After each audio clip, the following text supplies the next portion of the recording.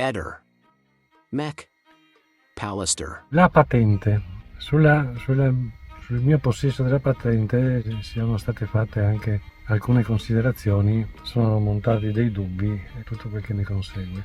La mia patente era scaduta il 30 aprile del 2020, poi a causa del Covid c'erano state delle proroghe e la mia patente è rimasta attiva fino al 31 ottobre del 21.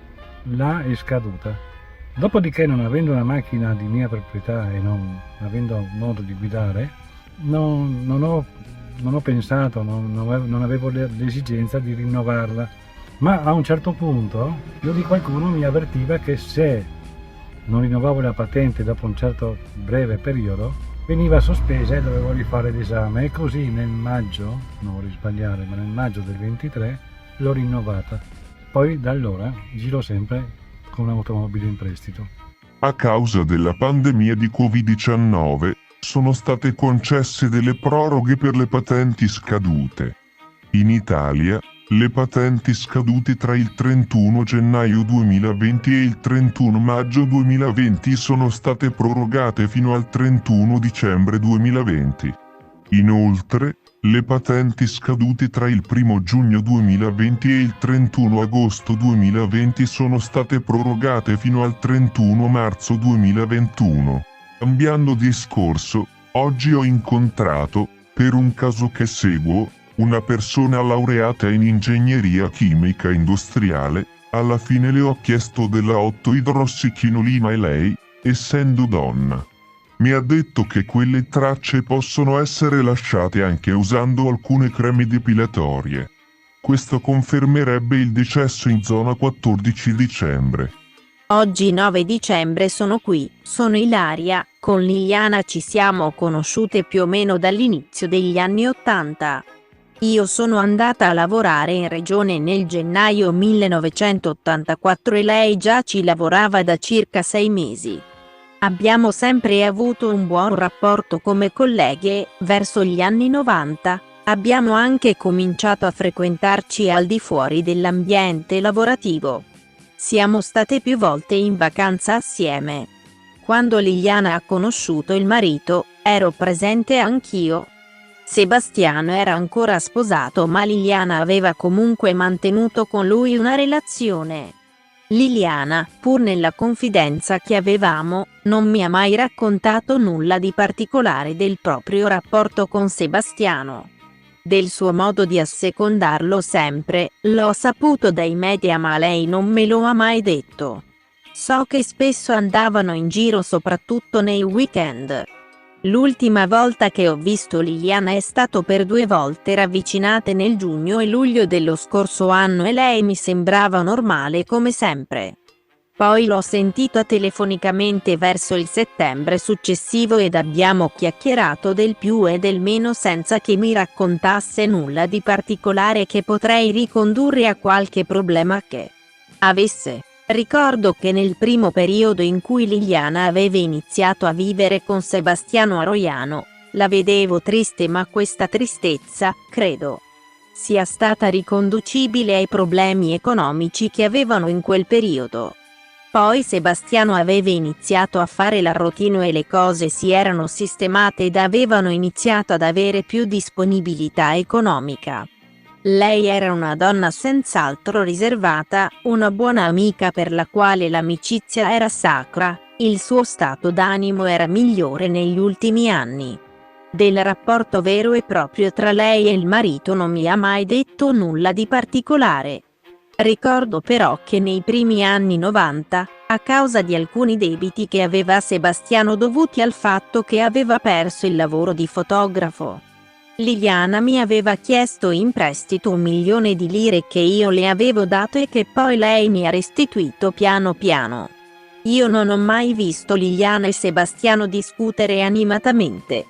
Lei mi ha raccontato solo quello che ci si poteva raccontare quando eravamo ragazze.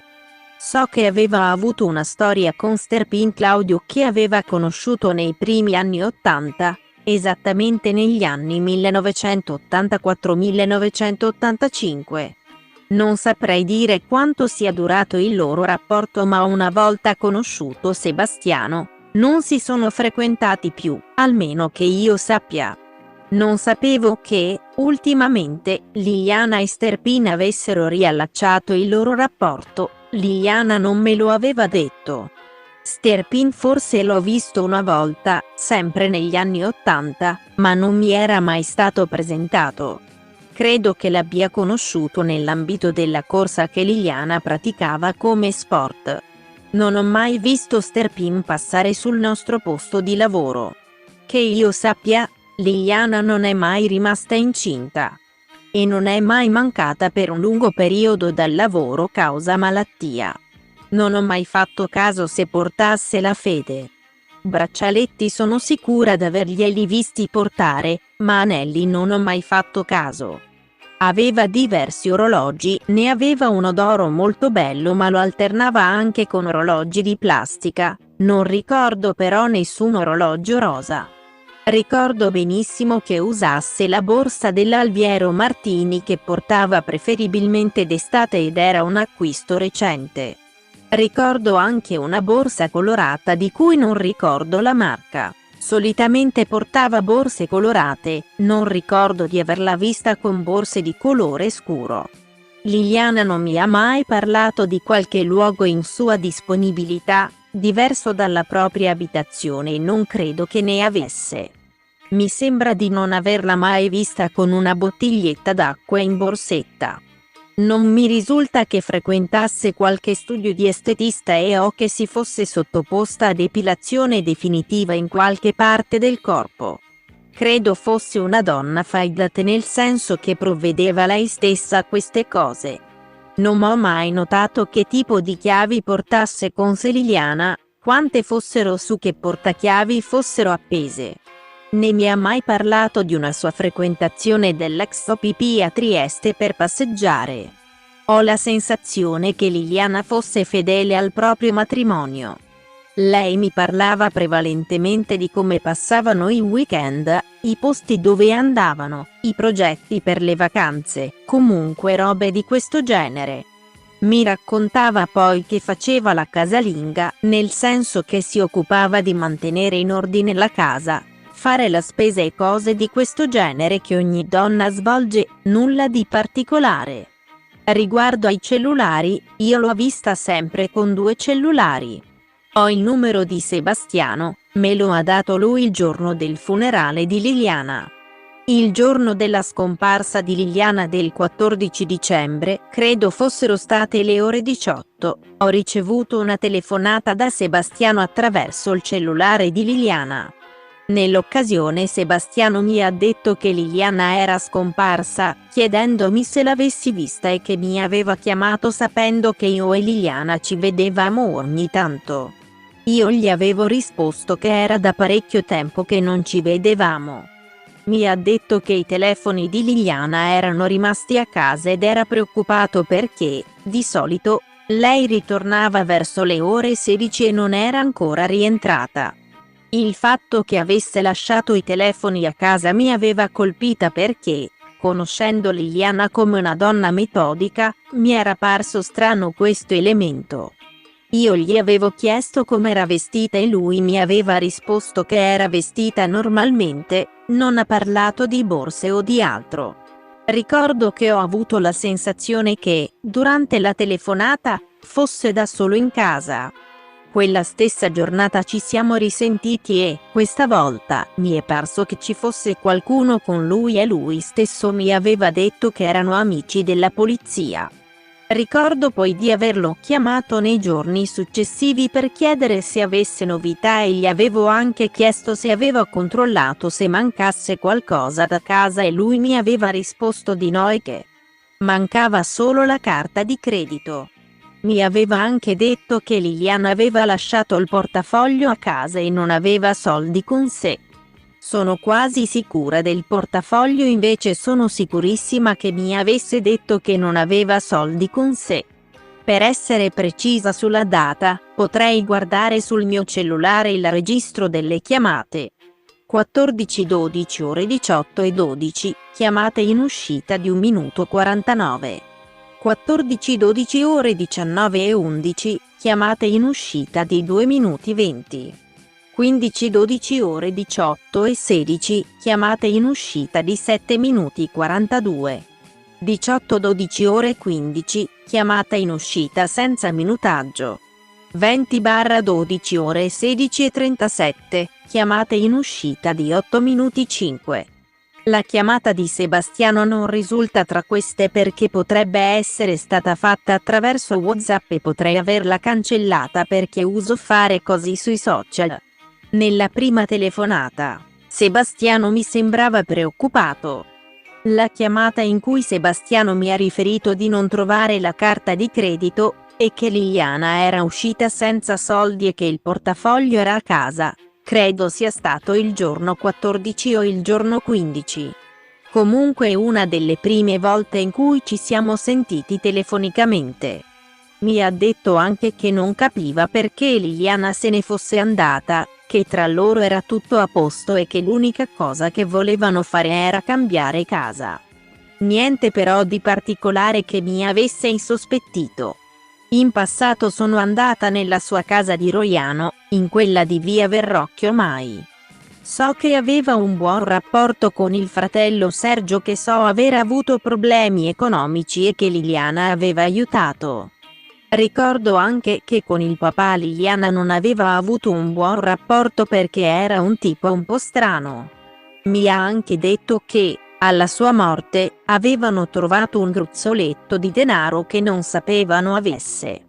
So che avevano avuto problemi con il figlio di Sebastiano, avevano vissuto un periodo assieme e quest'ultimo, pur lavorando, pesava sull'economia familiare.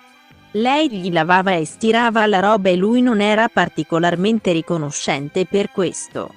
Posso dire che era nel suo carattere essere particolarmente servizievole, lo faceva anche in ufficio tra colleghi. Che avesse denaro a casa l'ho saputo dai media e mi è un po' sorpreso.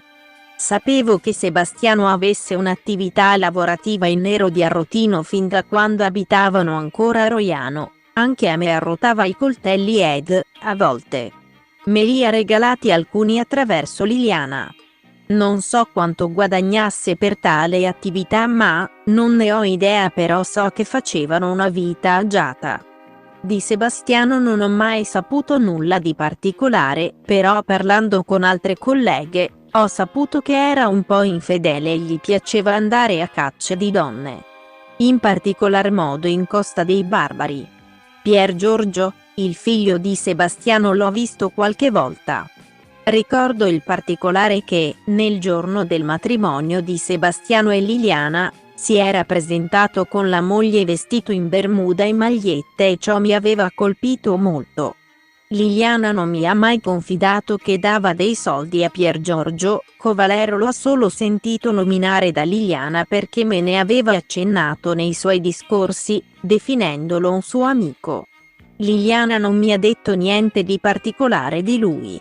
So che era amica di una coppia di amici che abita in via Udine e di una coppia di amici di Sebastiano che vivono in Austria. Oggi 8 febbraio 2022 sono qui con voi, io sono Roberto, fin da quando ero bambino conosco Claudio Sterpin. Ho da sempre frequentato il mondo dell'atletica, in particolare delle corse, ed ero iscritto e frequentavo la società Marathon di cui lui era presidente. Vista la figura di Sterpin, lui era diventato quasi un mio secondo papà. La ex sede della società di via Pondares 10 è di mia proprietà. Tempo addietro, era la sede della società ed eravamo in affitto. Successivamente i proprietari dell'immobile, il cui ingresso è fronte strada accanto alla sede della CGIL ed è una sorta di negozio con bagno ed un soppalco di bassa altezza, avevano deciso di venderlo. Per non perderne la priorità, avevo deciso di acquistarlo. Poi l'evolversi della struttura societaria ha portato il Marathon a fondersi con altre realtà sportive, diventando Trieste Atletica con la sede in via Pitacco. Pertanto, la sede di via Pondares non aveva più senso di esistere. Attorno al 2019, ma non ricordo il periodo preciso, la ex sede è stata data in affitto alla Onlus oltre quella sedia e, tale locazione, è durata fino a gennaio 2021. Le chiavi di questo locale le hanno più persone, tra le quali anche Sterpin Claudio. Di Resinovic Liliana ho saputo solo dopo i fatti che le sono accaduti. Non l'avevo mai vista prima né sapevo che esistesse questa donna. Sterpin, qualche tempo fa che colloco più o meno ad un anno or sono. Mi aveva confidato di avere una frequentazione con una donna che l'aiutava in casa e con la quale si trovava e passava un po' di tempo insieme, senza specificarmi che si trattasse di Liliana. Non li ho mai visti assieme. Come ho detto poc'anzi, Sterpin aveva le chiavi. Qualche tempo fa che colloco più o meno ad un anno or sono, mi aveva chiesto se, siccome si frequentava con una donna sposata, avrebbe potuto andare nella ex sede per restare lontano da occhi indiscreti, senza mai indicarmi chi fosse questa donna. Io avevo acconsentito. Comunque la sede era senza riscaldamento e senza corrente allacciata. Credo che Sterpin, al massimo, ci sia andato 3 o 4 volte. Che a questa donna avesse dato una copia delle chiavi l'ho saputo dopo. Sterpin mi ha avvisato di questo dopo i fatti successi alla Resinovic, prima non mi aveva mai detto nulla di questo. Almeno che mi ricordi. Per la sede ci vogliono 2 chiavi, una per il relè esterno ed una per la porta d'ingresso. Dopo la scomparsa lui mi ha raccontato che aveva avuto una storia con lei, che avevano deciso di andare a stare insieme. Che l'aveva conosciuta tanti anni prima perdendola poi di vista e che l'aveva rivista circa un anno fa iniziando questa relazione. Conoscendolo come un romanticone, credo, però, che si sia costruito con un po' di fantasia questa storia. Riguardo la scomparsa mi ha detto che aveva appuntamento con lei ma che non si era presentata e lui si era preoccupato andando a cercarla. Dopo il ritrovamento, Claudio mi ha detto che era convinto che Liliana poteva essere là.